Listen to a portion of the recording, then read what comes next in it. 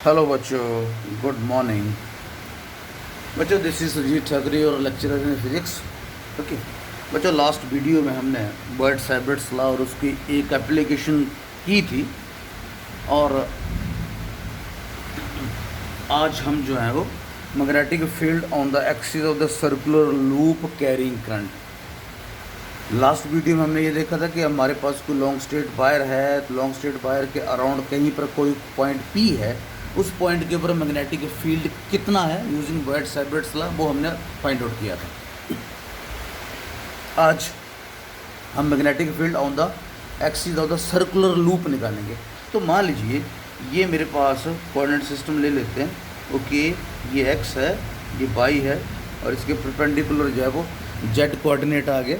और सपोज हमने एक सर्कुलर रिंग जो है वो बाई जेड प्लेन में रखा हुआ, बाई ऊपर को है, जेड इधर है, तो सर्कुलर रिंग जो है वो सपोज हमने उसको बाई जेड प्लेन में रखा हुआ। ओके, ये सर्कुलर लूप है, इसमें करंट फ्लो कर रहा है, ये कंडक्टर है, और सपोज करंट जो है वो that is flowing anti clockwise ले लो आप। राइट, क्लियर होगी बात। और इसका सपोज इसका सेंटर जो है वो ओ है, और यहाँ पर कहीं पर इसके एक्सिस, इसके बीचों बीच लाइन जो गुजरी है वो इसके एक्सिस कहलाएगा। सपोज एक्सिस के ऊपर कहीं पे यहाँ पे कोई पॉइंट है, इसका पॉइंट है, इसको पॉइंट को ले लो आप, पी पॉइंट ले लो। राइट, ठीक है। पी पॉइंट के ऊपर इस पूरे सर्कुलर लूप के कारण कितना मैग्नेटिक फील्ड होगा वो हमने फाइंड आउट करना है, उसका फार्मूला फाइंड आउट करना। राइट, मान लीजिए सर्कुलर लूप का रेडियस जो है वो कैपिटल आर है। राइट, पी पॉइंट ओ से जो है इसका डिस्टेंस जो है वो स्मॉल एक्स ले लीजिए आप। राइट, और सपोज चलिए, अच्छा पहले इसको कर लेते हैं। तो ये फिगर मुझे लगता है कि शायद आपको ये समझ आ गई होगी, अगर समझ नहीं आई तो वीडियो को रिवाइंड करके आप देख लें। ये मेरे पास एक सर्कुलर लूप है, पूरा का पूरा इसका सरकमफ्रेंस 2πr के बराबर है। तो पहले मैं स्मॉल एलिमेंट यहाँ पे कोई चूज़ करूँगा, उसके कारण कितना मैग्नेटिक फील्ड पी पॉइंट के ऊपर होगा, फिर उसके बाद उसको इंटीग्रेट कर देंगे तो पूरे के पूरे सर्कुलर लूप के कारण मैग्नेटिक फील्ड पी पॉइंट के ऊपर उसकी वैल्यू आ जाएगी। राइट, मान लीजिए मेरे पास यहाँ पर मैं कोई स्मॉल एलिमेंट जो है वो डी एल यहाँ से ले लेता हूँ, सी पॉइंट इसका सी सेंटर इसका ले लो। सपोज ये मेरे पास डी एल स्मॉल एलिमेंट है। बच्चों, अगर मैं रिंग की बात करूँ तो ये मैं सपोज ये मेरे पास ये एक रिंग है, और इसको मैंने ऐसे रखा हुआ। राइट, समझा की बात। इसको मैंने जो है वो वर्टिकली ऐसे रखा हुआ, शायद आप वीडियो में आपको क्लियर आ रहा होगा, और इसमें करंट जो है वो एंटी क्लॉकवाइज फ्लो कर रहा है। ठीक है, करंट का फ्लो कर रहा है। मैंने यहाँ पे कोई स्मॉल एलिमेंट ये डी एल ले लिया, एक पॉइंट ये ले लो, एक पॉइंट ये ले लो, ये मैंने स्मॉल डी एल एलिमेंट ले लिया। राइट, डी एल, ठीक है। अगर तो इसको मैं लिख सकता हूँ आइडियल करंट एलिमेंट। वो आपको पहले भी बताया कि डी एल के साथ इसमें आई करंट फ्लो कर रहा, तो ये करंट एलिमेंट वेक्टर जो होगा दैट विल बी आइडियल। ठीक है, सपोज इसका यहाँ पे सेंट्रल पॉइंट है, सी पॉइंट ले लो आप, और ये सी पॉइंट जो है वो पी पॉइंट से आर डिस्टेंस के ऊपर है। ठीक है, स्मॉल आर डिस्टेंस ले लीजिए, जैसे पीछे भी हमने किया था, स्मॉल आर डिस्टेंस ही ले रहे थे वहाँ से सर्कुलर स्मॉल करंट एलिमेंट से। स्ट्रेट वायर के केस में भी हमने वही ले रखा था, स्मॉल आर के बराबर। ठीक है, तो अगर इसको मैं पूरा लिखना चाहूँ तो इसको मैं, अगर ये आपको पता कि 90 डिग्री का होगा, तो ये मेरे पास सी पी, ये सी पी ओ मेरे पास एक राइट एंगल ट्राइंगल है, तो इसको मैं लिख सकता हूँ R square plus X square under root. Right, समझ आ गई बात आपको। तो इसके बाद अब हम ये आइडियल, हमारे पास एक छोटा सा करंट एलिमेंट है। और एक चीज़ बड़ी यहाँ से ध्यान रखने वाली बात है, हमें पता है कि बर्ड्स-हाइब्रिड्स लॉ में आपको पता है कि मैग्नेटिक फील्ड कितना निकाला आपने, u0.4 pi I D L cross R, या आइडियल साइन थीटा, या क्रॉस आर लिख लो या साइन थीटा लिख लो, एक ही बात है। ठीक है, चलिए आइडियल क्रॉस आर लिख देता हूँ मैं, ideal cross R vector upon R square, यही फार्मूला था ना इसका। तो अगर डी एल के कारण तो इसका डी भी लेते, लास्ट टाइम हमने ये फार्मूला किया था। अब डी एल क्रॉस आर की अगर मैं बात करूँ, ये मेरे पास डी एल है और ये आर इसका डिस्टेंस है। अगर डी एल क्रॉस आर की बात करूँ तो बच्चों यहाँ पे एक बड़ी ध्यान में देखने वाली बात है, ये मेरे पास डी एल है। ठीक है, यहाँ से लेकर यहाँ तक ये डी एल है। राइट, और पी पॉइंट यहाँ पे है, तो अगर इसको मैं मिलाऊँ तो ये मेरे पास आर बन गया, अगर इस तरीके से मिलाऊँ। और ये एंगल जो बनेगा, ये यहाँ पर एंगल जो बनेगा, इसका आर का जो एंगल इसके ऊपर जो बन रहा है, बच्चों इलेक्ट्रिक फील्ड के केस में भी किया था, electric field on the axial line due to the circular loop. तो सेम वही है, यहाँ पे सिर्फ बी को लेके चलेंगे। अगर आप पीछे जाएंगे अपने तो इलेक्ट्रिक फील्ड के केस में भी हमने सेम ये कॉन्सेप्ट किया था। तो बच्चों ये 90 डिग्री एंगल होगा। तो कहने का मतलब ये हो गया डी एल क्रॉस आर को मैं लिख दूंगा डी एल साइन थीटा, और थीटा जो है वो आर और डी एल के बीच में एंगल 90 डिग्री है, तो it is simply equal to D L. Clear होगी बात? तो कहने का मतलब ये है कि स्मॉल एलिमेंट डी एल के कारण जो मैग्नेटिक फील्ड जो होगा that will be mu 0/4 pi I D L upon R square. Small के कारण ये हो गया, राइट। इस बॉयड-सेपरेट लॉ को यूज़ करके हमने आइडियल के कारण जो मैग्नेटिक फील्ड डी वी यहाँ पे जो मैग्नेटिक फील्ड सपोज ये डी वी है, ये डी वी की वैल्यू होगी that will be mu 0/4 pi ideal upon R square, right. अब बच्चों वही बात आ गई, जब डी वी हमारे पास आपको पता वेक्टर क्वांटिटी है, इसकी डायरेक्शन की बात आती है, राइट। अब डायरेक्शन में देखिए आप, मैं एक बार फिर आपको रिंग की मदद से बताने की कोशिश कर रहा हूँ। ये मेरे पास इसको ये यूज़ करते हैं right hand thumb rule, right. इसमें करंट जो है वो कैसे फ्लो कर रहा है, जिस डायरेक्शन में करंट फ्लो कर रहा है उसी डायरेक्शन में आपने अपने थंब को सेट करना। तो थंब देखिए, थंब मेरा इधर को जाएगा towards my self, towards my chest, okay. अब मैं फिंगर्स को कर्ल करूँ तो मेरा पॉइंट कहीं यहाँ पे आ रहा, ठीक है।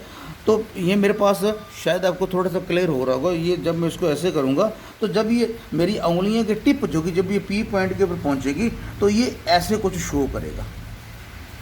डीबी की डायरेक्शन जो होगी वो इस तरीके से आएगी, इधर को आएगी। इसको आप प्रैक्टिस करिए, इस तरीके से रिंग खड़ा करके पहले आप इसी चीज़ को प्रैक्टिस करिए। और ये जो है वो अंगूठा जो होगा अपनी इस डायरेक्शन में आएगा, क्योंकि करंट एंटी क्लॉकवाइज।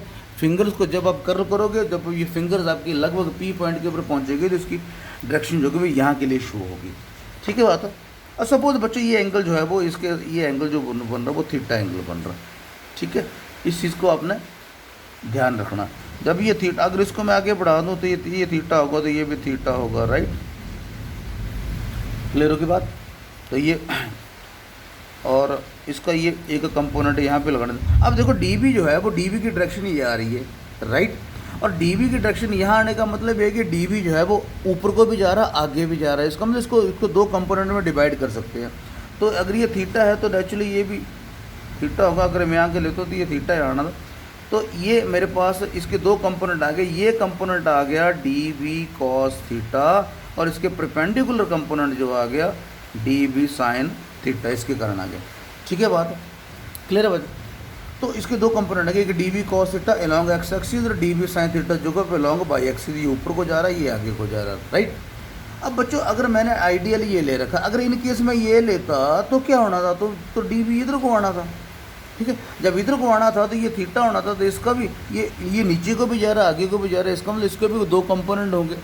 जब ऊपर वाला था तो ये चीज़ बन गई हमारे पास, राइट। जब नीचे वाला लेंगे तो हमारे पास क्या चीज़ बनेगी, एक तो डी वी कॉस थीटा यही रहेगा नीचे वाले के कारण, ठीक है।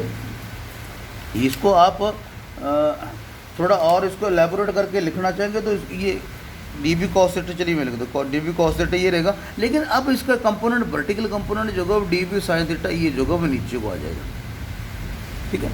तो अब हमने क्या कंक्लूड किया, हमने ये कंक्लूड किया कि अगर ऊपर वाला भी लें नीचे वाला भी लें तो इसका D V cos theta component तो वो ही आ रहा है, लेकिन ऊपर वाले के कारण जो होगा वो डी बी साइन थीटा इधर को आ रहा है वर्टिकल कंपोनेंट। जब नीचे वाला ले रहे तो ये इधर को आ रहा है। जब हम टोटल निकालेंगे तो ये इक्वल एंड अपोजिट होगा, तो इसका सम अप जीरो हो जाएगा। इसका मतलब हमें टोटल मैग्नेटिक फील्ड जो मिलेगा वो केवल डी वी कॉस थीटा के कारण ही मिलेगा। क्लियर हो की बात, जो कि अलॉन्ग एक्स एक्सिस जा रहा है। तो मैं इसको ऐसे लिख सकता हूँ कि टोटल मैग्नेटिक फील्ड बी जो है that is equal to sigma of D B X along X component, ये सारे का सारा जुड़ेगा। कहने का मतलब ये हो गया कि इसको मैं ऐसे लिख सकता हूँ sigma D B cos theta, right. और सिग्मा इसका मतलब सबका, और सबके के लिए आपको पता ही है कि इसका क्या निकालेंगे आप, इंटीग्रेशन, क्लोज इंटीग्रेशन। क्लोज का मतलब होता है कि अलॉन्ग क्लोज्ड लूप है ये, तो इंटीग्रेशन उसका निकालेंगे। और यहाँ पे ये सर्कल जैसा, सर्कल का मतलब सर्कल का मतलब क्लोज्ड पाथ, राइट। तो यहाँ पे मैं लिख सकता हूँ उसको डी वी कॉस थीटा, समझा की बात। अब कॉस थीटा की वैल्यू अगर मैं यहाँ से बात करूँ, ये C P O right angle triangle में क्या आपको लग रहा कि कॉस थीटा जो that is equal to R upon R है, वो आपको पता ही था। कॉस थीटा जो होता है वो बेस अपॉन हाइपोटेन्यूज होता है, cos theta is equal to R upon R. तो हमारे पास बी क्या बन गया, ऊपर वाली इक्वेशन को लेते हुए इसकी वैल्यूज पुट कर दो आप।